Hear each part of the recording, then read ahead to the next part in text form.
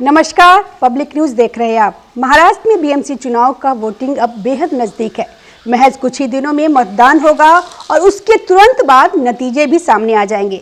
लेकिन वोटिंग से पहले ही मुंबई की राजनीति में ऐसा बवंडर उठा है जिसने उद्धव ठाकरे, राज ठाकरे और उनके पूरे गठबंधन को हिलाकर रख दिया। सवाल सिर्फ हार जीत का नहीं बल्कि राजनीतिक अस्तित्व का बनता जा रहा है। इन चुनावों को उद्धव ठाकरे के लिए करो या मरो की लड़ाई माना जा रहा है।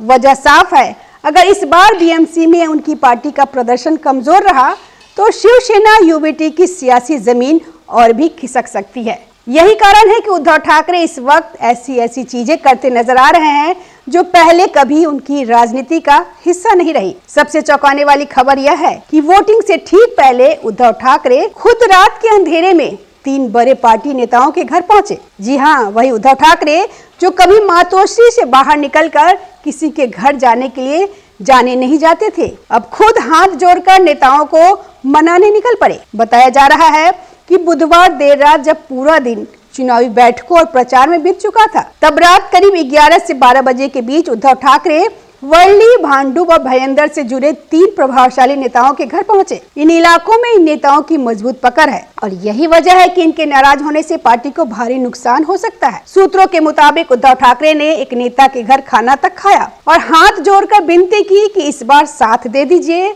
अगली बार आपकी हर बात मानी जाएगी। यह वही उद्धव ठाकरे हैं जिनकी राजनीति कभी अकड़ और सत्ता की ताकत से पहचानी जाती थी। इस पूरे घटनाक्रम में सबसे बड़ा सवाल संजय राउत को लेकर उठ रहा है। दरअसल इन नाराज नेताओं को मनाने की जिम्मेदारी पहले उद्धव ठाकरे ने संजय राउत को दी थी, लेकिन खबर है कि संजय राउत इस मिशन में पूरी तरह फेल हो गए। अब सवाल यह उठ रहा है कि क्या संजय राउत वाकई पूरी ईमानदारी से इन नेताओं को मनाने गए थे या सिर्फ औपचारिकता निभाकर लौट आए। पार्टी के अंदर खाने में यह चर्चा तेज हो गई है कि कहीं संजय राउत ने डबल क्रॉस तो नहीं किया। कुछ लोग यह भी कह रहे हैं कि संजय राउत आज भी शरद पवार के ज्यादा करीबी है और वही उनके राजनीतिक फैसलों को प्रभावित करते हैं। इसी वजह से उद्धव ठाकरे को खुद मैदान में उतारना पड़ा और रात के अंधेरे में नेताओं के घर जाकर मनुहार करनी पड़ी। पार्टी के भीतर हालात इतने बिगड़ चुके हैं कि करीब 60 से 70 वार्डों में बगावत की खबरें सामने आ रही है। कई जगहों पे नाराज उम्मीदवारों ने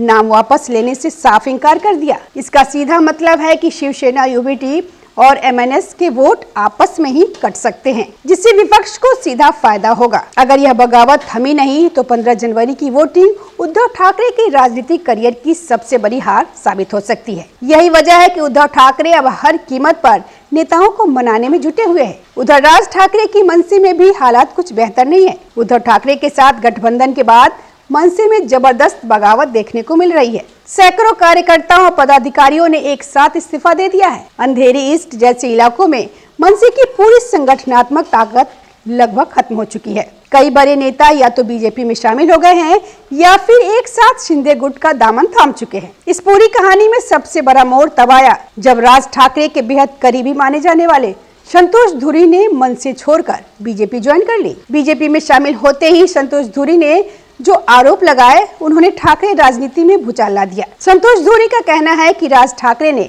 उद्धव ठाकरे के सामने पूरी तरह सरेंडर कर दिया है। उन्होंने दावा किया कि मातोश्री में एक सीक्रेट डील हुई जिसमें तय हुआ कि मनसे को धीरे धीरे शिवसेना यूबीटी में मर्ज कर दिया जाएगा। धुरी ने यह भी आरोप लगाया कि उद्धव ठाकरे के कहने पर उन्हें और संदीप देशपांडे को पार्टी की बैठकों और चुनावी फैसलों से दूर रखा गया। वजह सिर्फ इतनी थी कि वर्ली में आदित्य ठाकरे के खिलाफ हुए विरोध प्रदर्शन में यही दोनों नेता आगे थे। संतोष धुरी ने एक और बड़ा दावा किया कि उद्धव ठाकरे अब खुद फ्रंट फुट पे राजनीति नहीं करना चाहते। उनकी सेहत ठीक नहीं है और वह आदित्य ठाकरे की राजनीतिक क्षमता को लेकर चिंतित है। इसी वजह से उद्धव ठाकरे ने राज ठाकरे को आगे किया और पूरी पार्टी का कंट्रोल धीरे धीरे उनके हाथों में सौंप दिया। हालांकि धुरी ने चेतावनी दी कि अगर मौका मिला तो राज ठाकरे पूरी पार्टी पे कब्जा कर सकते हैं और उद्धव ठाकरे को हाशिए पे ला सकते हैं। संतोष धुरी के इस्तीफे के बाद अब अंधेरी ईस्ट विधानसभा तो ऐसा इलाका है जहां पे बड़ी संख्या में सामूहिक इस्तीफे हुए हैं। मनसे के सैकड़ों पदाधिकारी और कार्यकर्ता शिवसेना शिंदे गुट में शामिल हो गए। इससे इलाके में मनसे की राजनीतिक पकड़ बिल्कुल कमजोर पड़ चुकी है, क्योंकि यहाँ पर अब कोई नेता ही नहीं बचा। राज ठाकरे का नाम लेने वाला कोई नेता ही अंधेरी ईस्ट इलाके में बचा ही नहीं। यह संतोष धूरी के बीजेपी में शामिल होने के बाद सैकड़ों की संख्या में पदाधिकारी और कार्यकर्ताओं ने भी एक झटके में राज ठाकरे की पार्टी से इस्तीफा दे दिया। अंधेरी ईस्ट विधानसभा क्षेत्र में हुई इस बड़ी राजनीतिक हलचल से राज ठाकरे की पार्टी के अंदर का माहौल बहुत ज्यादा गर्म हो चुका है। सामने आ रहा है कि सैकड़ों की संख्या में मनसे के पदाधिकारी और कार्यकर्ता औपचारिक रूप से शिवसेना शिंदे गुट में शामिल हो गए हैं। तस्वीरें डाली जा रही है, वीडियो शेयर किए जा रहे हैं और सामने यह आ रहा है कि अंधेरी ईस्ट के विधायक बुर्जी पटेल की मौजूदगी में इन सभी ने शिवसेना का दामन थाम लिया। इस बीच एकनाथ शिंदे गुट के नेता संजय निरुपम ने उद्धव ठाकरे और राज ठाकरे पर तीखा हमला बोला है। निरुपम ने कहा कि 25 साल तक बीएमसी पर राज करने के बावजूद शिवसेना मुंबई की बुनियादी समस्याओं को हल नहीं कर पाई। उन्होंने आरोप लगाया कि न तो मुंबई को साफ पानी मिला, न अच्छी सड़कें, न ढंग के अस्पताल और न ही स्कूलों की हालत सुधरी। अब चुनाव से पहले जो वादे किए जा रहे हैं वे सिर्फ जनता को भ्रमित करने के लिए। संजय निरुपम ने यह भी कहा कि उद्धव ठाकरे बेहद चालाक हैं। उन्हें पहले से पता है कि चुनाव में हार तय है, इसलिए उन्होंने अपने बेटे आदित्य ठाकरे और भतीजे अमित ठाकरे को आगे कर दिया ताकि हार का सारा ठीकरा उनके सिर पे फूटे और खुद वो सुरक्षित रहे। अब सबसे बड़ा सवाल यही है कि क्या उद्धव ठाकरे की यह रणनीति काम करेगी?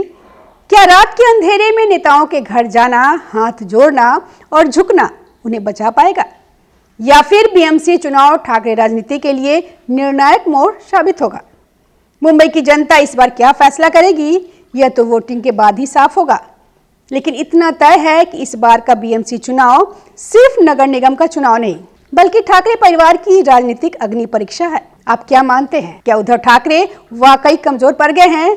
क्या राज ठाकरे गठबंधन में हावी हो चुके हैं? धन्यवाद। हमारे वीडियो को लाइक कीजिए, शेयर कीजिए, कमेंट कीजिए और चैनल को सब्सक्राइब जरूर कीजिए। ताज़ा खबरों से जुड़े रहने के लिए हमारे चैनल को सब्सक्राइब करें और बेल आइकन को दबाना ना भूलें, ताकि हर खबर की नोटिफिकेशन आपको मिलती रहे।